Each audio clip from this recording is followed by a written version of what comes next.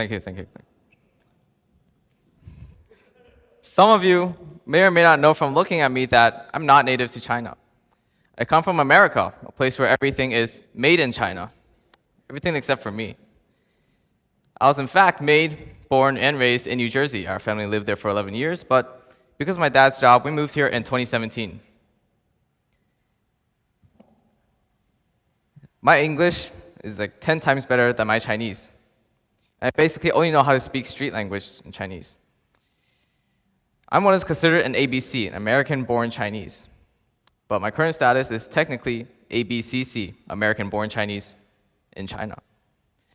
Because of that, people often ask me, do you prefer living here or in the US? And I'd always answer with, of course, the US.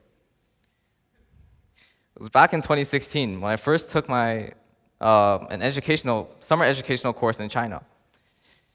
It was my first time really experiencing life here. Not my first time in China, though. I'd been to visit my grandparents a few times, but short trips across the Pacific didn't necessarily endear me to life in China. Especially when we were visiting Beijing, when there was always someone smoking. In any park, on any street, outside a shop, inside a shop, even next to no smoking signs, and inside the public bathrooms.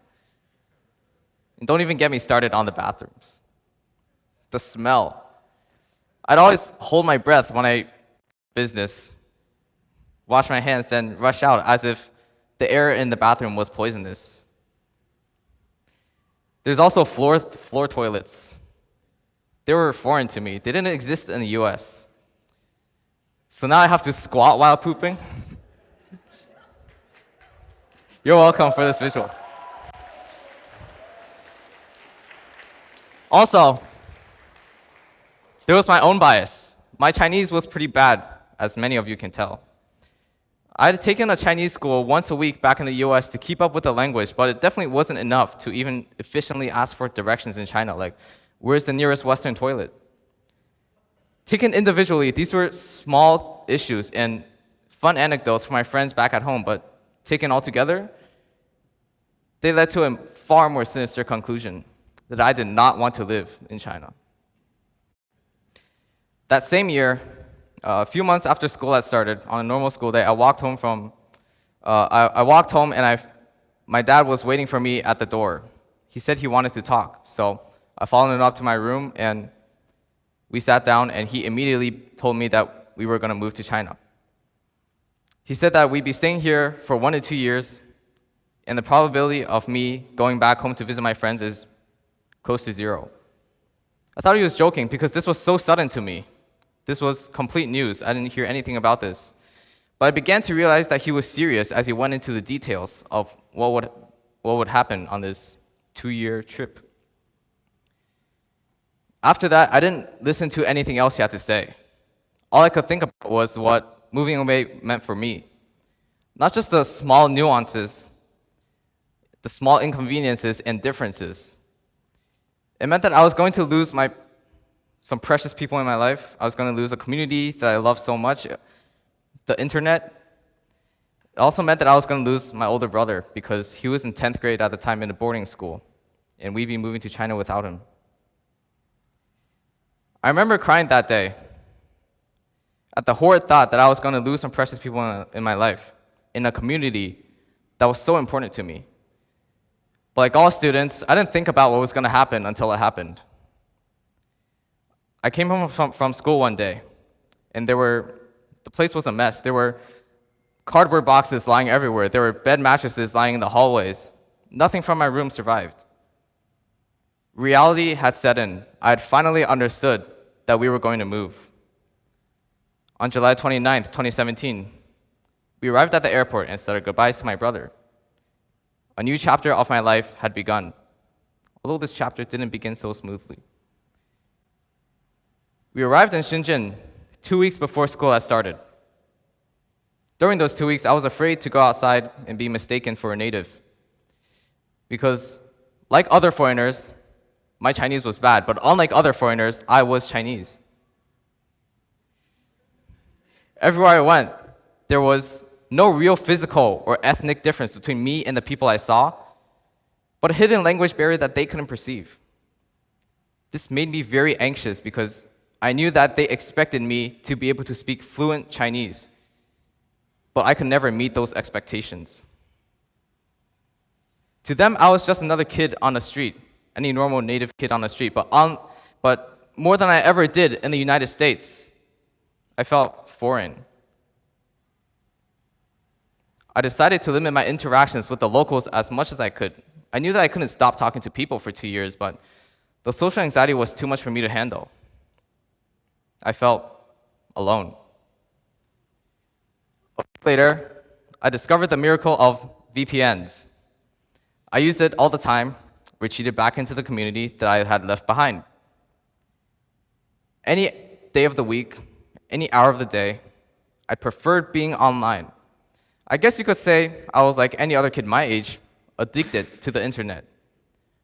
Only it wasn't just an addiction to the internet. I was addicted to my American identity. On the day school started, I was confused as to where to go.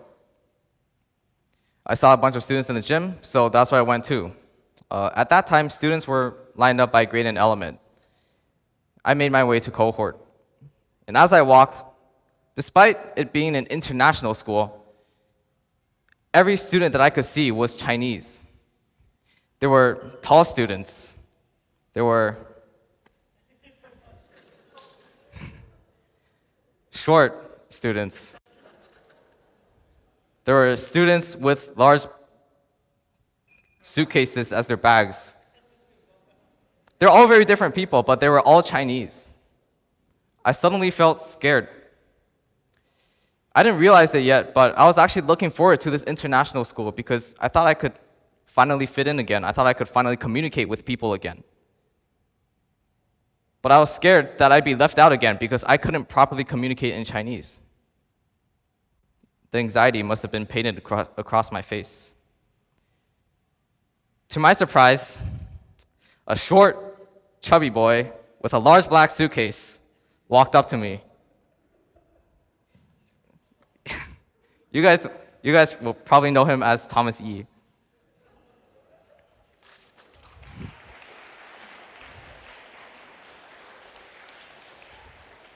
Yeah. He had asked me if I was a transfer student, of course in Chinese. I didn't know what he was asking, as expected. All I knew was that he was saying R and U, as that he was asking me. So I knew that he was asking a yes/no question, and I had a 50% chance of making a misunderstanding on my first day of school. I don't quite remember if he found out or if I told him about my background, but he did learn that I was not native. He then spoke to me in very fluent English, which surprised me a ton. It also made me very happy because I learned that I found a friend that I could rely on in a community that I was a complete stranger to. And I'm still grateful for that to this day.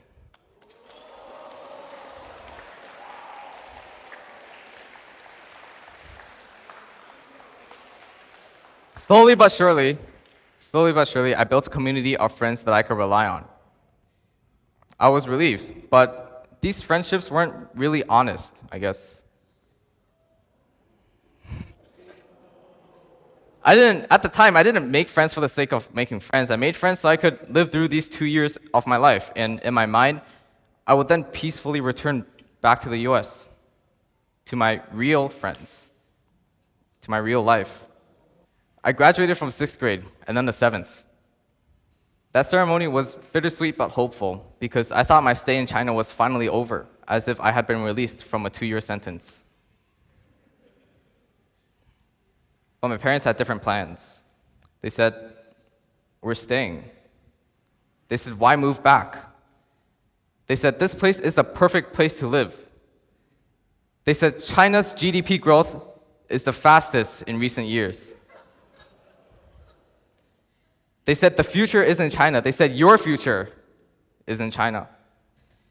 They asked me, "Why do you complain? What's wrong with living here?" It was a simple question that I had never asked myself. I had such great friends who could speak fluent English that I could rely on in public, people who understood my background, and yet I still wanted to escape. run back to my old life? Was it really because of the smoking, of the public bathrooms, of the language barrier? I realized that the source of my anxiety was that I never took living in China seriously. I wanted to go back to the US so much that I didn't want to or even think about taking life in China seriously. My own stubbornness, refusing to adapt, my own insistence on being foreign was the problem. The only problem was me. Author Torben Rick explains one of the most common reasons for resistance is fear of the unknown. If you ask someone to do something in a new way, as rational as that new way may seem to you, you're setting yourself up against all that hard wiring, all those emotional connections to those who taught them the old way. And that's not true. I was connected to the old way, scared of the unknown, resistant to change. But now that I can see that about myself, I've resolved to live like a normal student. Like my friends, I've started to spend more time with them, communicate in Chinese, take life in China more seriously in general, participate in school events, deliver this speech to a big audience for, well, the second time. Because if there's one thing that I learned, is that circumstances may change, and I might want to miss this place just as much as I miss New Jersey. People still ask me today, do I prefer living here or in the US? And now I can proudly say, I don't know. Thank you.